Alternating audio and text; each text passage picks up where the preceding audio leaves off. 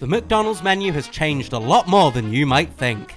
With a near-on 70-year history, there have been many McDonald's menu items that have come and gone, with many often being buried and forgotten about. My name is McFoodie, and today on Food Thoughts we're rewinding the clock and uncovering even more forgotten McDonald's menu items.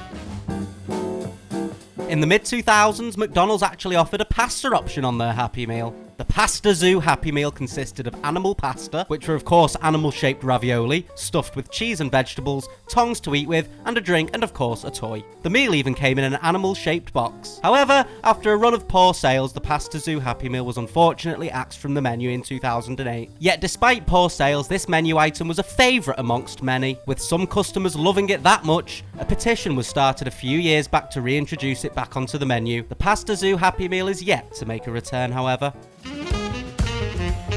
Feel like you've outgrown a few things? Introducing the Mighty Kids Meal from McDonald's. The Mighty Kids Meal was introduced back in 2001 as a response to Burger King launching the Big Kids Meal. It was targeted towards children who had outgrown the Happy Meal, but weren't quite ready to order a traditional adult's meal, with former Vice President of Marketing for McDonald's, RJ Milano, explaining, "We understand that kids at the ages of 8 to 10 have growing appetites and do not want to be identified as little kids anymore. Our Mighty Kids Meal addresses these needs." Customers were able to choose a McDouble or 6 chicken McNuggets as their main, French fries or a strawberry yogurt as the side, as well as whatever drink they desired to wash down that salty goodness. The Mighty Kids Meal even included a toy. The only thing differing it from a traditional Happy Meal was the 6 nuggets that were included instead of 4, and the McDouble was an option rather than the traditional single patty cheeseburger.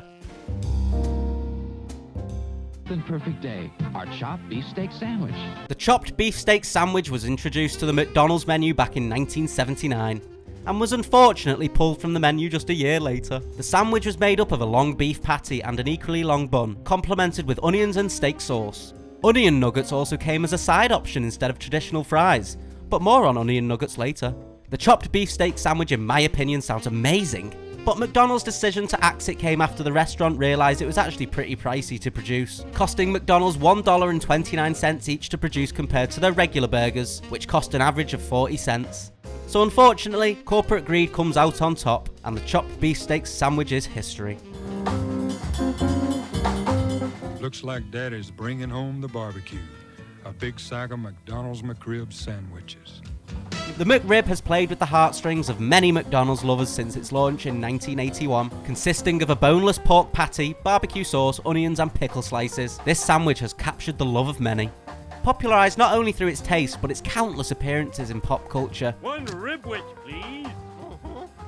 Featuring in The Simpsons, The Big Bang Theory, Family Guy and The Full House to name a few.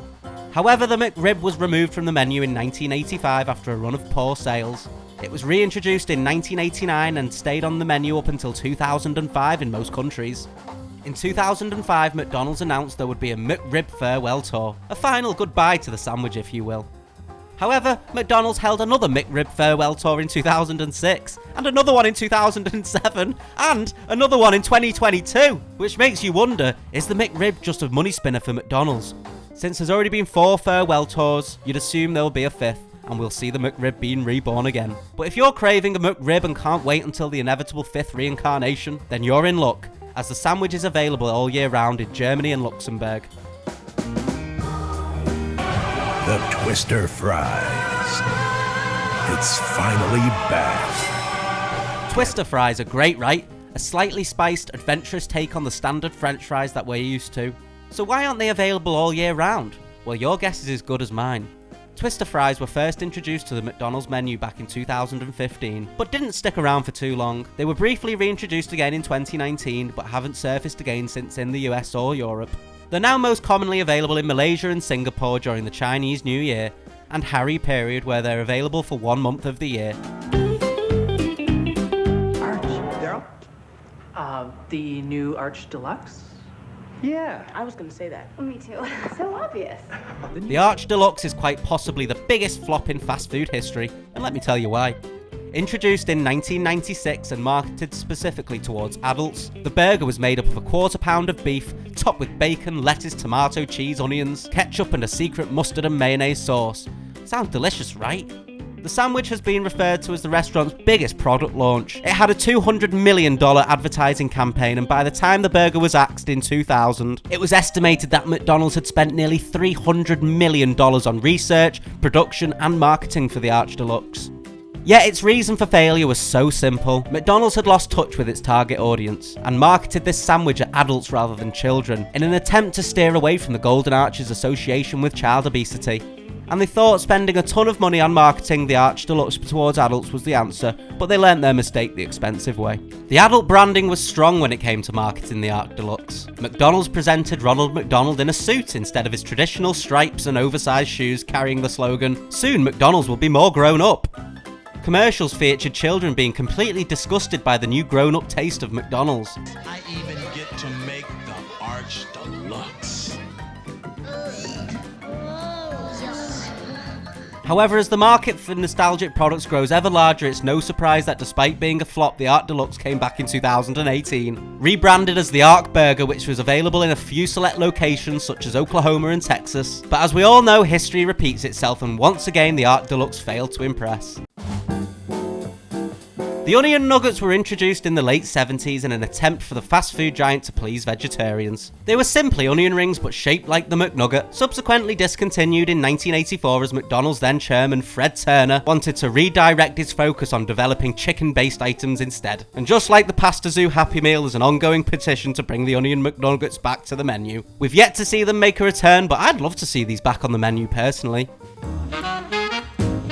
The McAfrika was launched in 2002 and was launched in Norway as a limited edition Olympic Games burger. It attracted significant public criticism as a result of its name and timing of release. The sandwich contained beef, cheese and tomatoes wrapped in pita bread. McDonald's claimed it was based on an authentic African recipe. Its release coincided just as a major famine was taking place in southern parts of Africa. The name of the burger was criticised for being insensitive, and the company's decision to release it in Norway was frowned upon due to it being one of the richest nations in the world. At the time, the Norwegian Red Cross were conducting humanitarian operations in South Africa and labelled McDonald's release of the burger as insensitive. Lynn Ass Hansen from the Norwegian Church Aid said that it's inappropriate and distasteful to launch a hamburger called McAfrika when large portions of southern Africa are on the verge of starvation.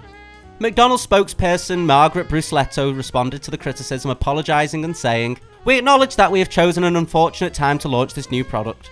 Yet, despite acknowledging the timing was poor in true corporate fashion, McDonald's plugged their ears and decided to offer the McAfrika until September 2002, just as they planned in their marketing campaign. In 2008, the McAfrika was relaunched to promote the Beijing Olympics, but it once again attracted a negative response, as people had not forgotten what went on just 6 years prior.